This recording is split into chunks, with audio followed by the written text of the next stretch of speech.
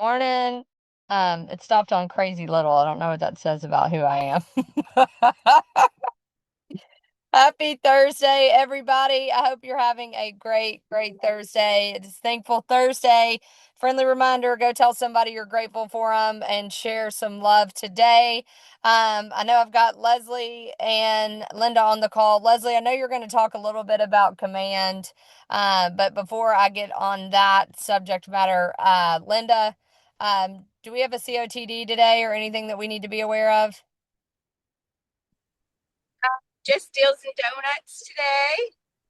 Deals and Donuts. It starts at 9. You can come at any time. They end. What time do they wrap up? 11. They wrap up at 11. What about next week? Anything big coming down the line for next week? Uh, Citywide Mastermind is on Tuesday. And then we do have masterminds internally as well on Wednesday on Zoom for your production level. So production level masterminds are happening next week. Citywide mastermind. I know we tap out at 200 tickets. I think right now we're like 130. If you haven't gotten your ticket, please do so. Linda, can you hit that in the chat, please? So that everybody can grab that link. And then Leslie, can you fill us in on command really quick before I share my screen and go over a few other things? Yeah, so Command made an update yesterday. You might have noticed that your name at the top of your page has changed. It'll be your first name, last name, and business now. And so essentially it's turned everyone's individual Command profiles into a business profile, which will allow you to now, as an individual agent, add an unlicensed admin to have access to your Command profile. So if you are needing to get someone added for that, you can reach out to me and I can give you the steps to walk through that. But previously you had to be set up as a team in order to add an unlicensed admin into your command profile to help you out. Now you are able to do it even as a solo agent. And so that is why they have changed that profile a little bit.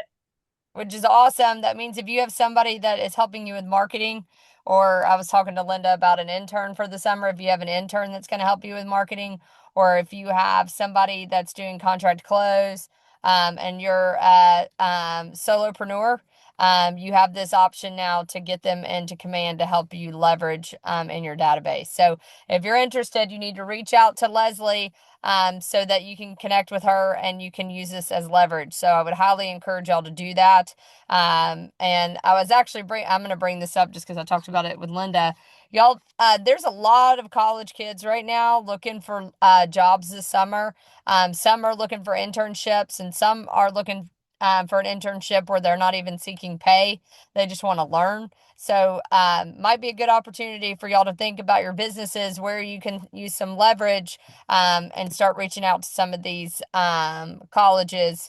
And I know some of the high schools even do it. So if you're not savvy on social media or with video, I have a sneaky feeling these youngins are really good at it and could probably whip up some videos for y'all very easily. So anyway, just something to think about in terms of your world for leverage. All right. Hey, I went to the FOR event, which y'all will see me do more because I've become a member of it, but it's for the future of real estate is what it stands for, future of real estate. And it's all of the top operators, and it's not just KW, but it's other brokerage owners as well. And I wanted to bring some stuff back to y'all that was really interesting to me as we started going through, where real estate is going. Obviously, it's a future conversation.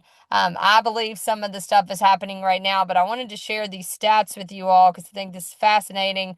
If you can see my screen, it says the NAR 2025 profile of home buyers and sellers. I'm just going to sit over here for buyers and then we'll go over to sellers. But it says 92% in 2025 of buyers said they were satisfied with their real estate service.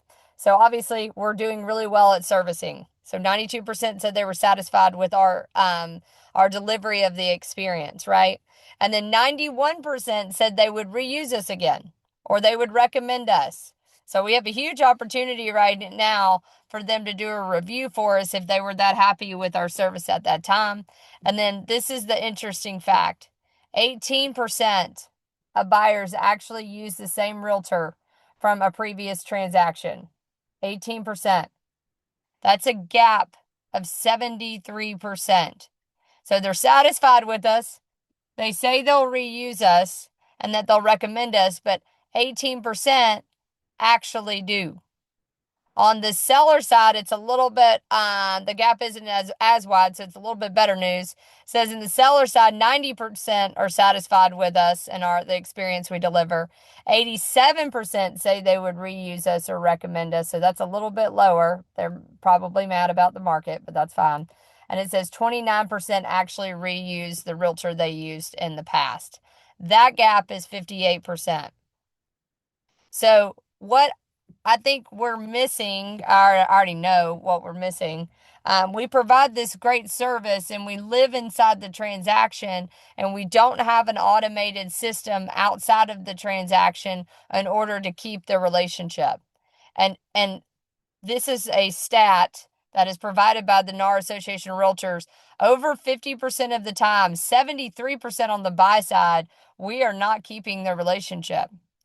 And so we're, as realtors, have to retrain our thinking of how do we capture these folks to continue to keep them in the relationship with us after the transaction. Based on 1,000-watt survey of buyers, anybody know where they really wanted us to show up at right after the transaction? Most of them said it was more meaningful for the buyer's agent to show up with something at the house on moving day. So pizza, a moving day basket, I don't know, make it up, but something that says, hey, we've closed, but we're still here. Like how can we get creative so that we can make sure that we stay in communication with these folks and providing the same experience outside of the transaction versus inside of the transaction? I'm going to leave the stats up. I'm going to ask y'all to give me some feedback here. Unmute yourself. What do you think about these numbers and what are your thoughts? Welcome to a mini mastermind. Thoughts on this? They always say the fortune is in the follow up. So I think that you can have lifelong customers or clients, sorry, as long as you take care of them. And that's just one of our jobs as realtors being fiduciaries. I feel like, we don't want to have the job of just being functional real estate agents. We want to have lifelong clients. So that's something that I think we all strive for.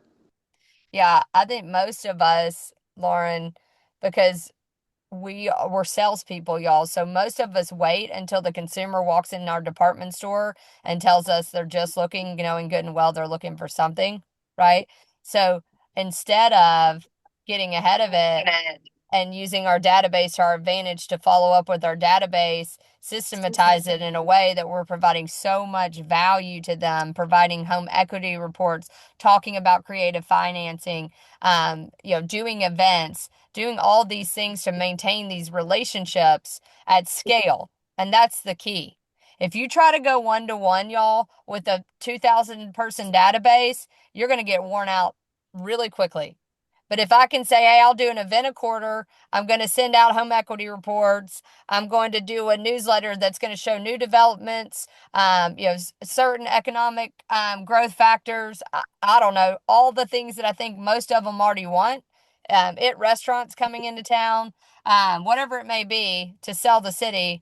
Then I am maintaining that relationship with them while making sure they understand that I'm the real estate expert of choice. Lauren, I love that. Fortune is in the follow-up. Who else? Sarah, and I think the biggest thing is that and I thank you for that book, the AI leader, something other leader. I started it. It's Yeah, awesome. AI driven leader. It's a good one. Yes. We got to do all the things. But like Lauren was saying, we're doing ourselves a disservice by not staying top of mind, not staying in touch with past clients, period, dot. So in order to do it and do it consistently, we got to use AI because we're in the transaction, we're doing lead gen and we're doing all the thing, our one thing, our niche. But in order to stay top of mind and nurture and keep these class clients in our funnel to say, hey, we're going to reuse our agent like they said they would, we got to get a system. And we got to, in order to get those systems and be consistent with it, we're going to have to use AI, period. Dot. Yeah, I mean, you've got to use automation and you got to use AI. When I say automation, things are automatically running in the background. AI agents, i.e., AI assistants, are running operations for us, right? So I've got automation that there's automatic touches, right? Once I set that up, it's rolling. And then I've got AI that's assisting me with all the operational things so that I get to be front facing with the client, right? I love that, Sandretta. Thank you for sharing that. Y'all, why do you think it's higher? The gap is higher on the buy side than the seller side. Oh, Don, sorry, you're Don, do you mind muting? Or I don't know if you're meaning to or if you're wanting to talk. Sorry. I'm bad. On the buy side, why is the gap larger on the buy side? Because they're still living in the house. If they're not happy, we're nervous to call them. That's how I feel about it. Yeah, that's a good point. Why else?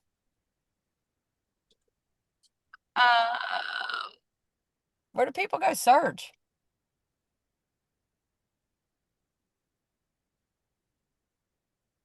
Where? Zillow and Google and all of those things. So we need to make sure we're in oh there. yeah, that's true. We Yeah, need to make sure we're They're in those clicking on the button. engines. They're just clicking the button. Yeah.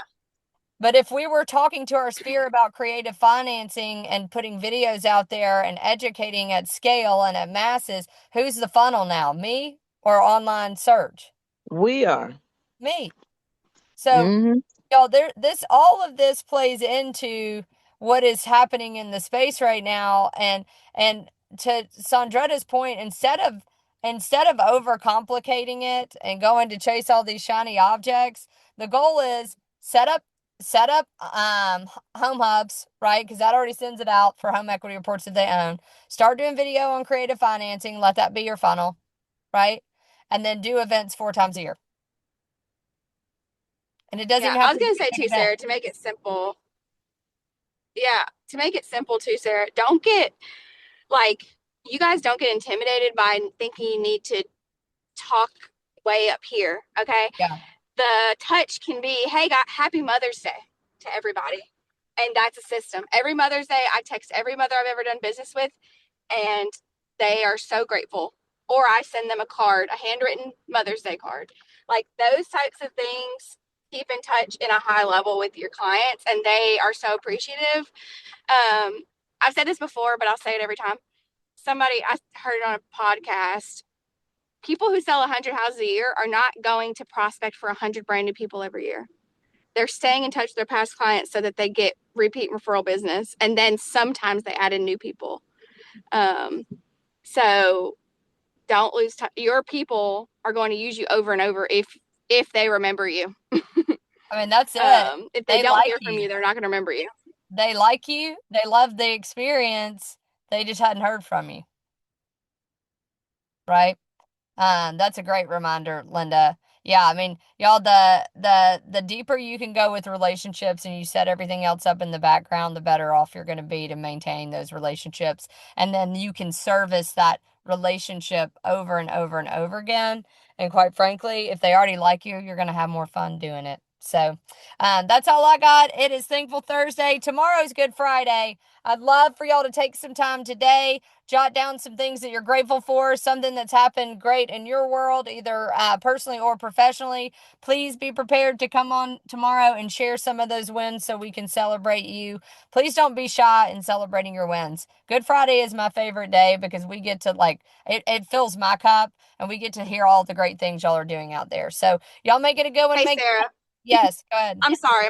Don texted me and asked me to announce his giving lunch. So going into tying into Thankful Thursday, they are going to Tequila at 11:30 in South to bless. So they're going to have lunch, and then everybody brings I think $100, and the server gets what's remaining after you pay for your lunch. So Don is doing that today. He just wanted me to remind if anyone wants to come to text him. Hey, love that. Awesome job done. Way to lead it. Y'all let me know if you need anything. Y'all make it a good one, make it count. Bye, Let everybody. me know if you need anything. Let me Yes, know. let Linda know. Linda wants to know. Linda does. Bye, everybody. Bye, guys.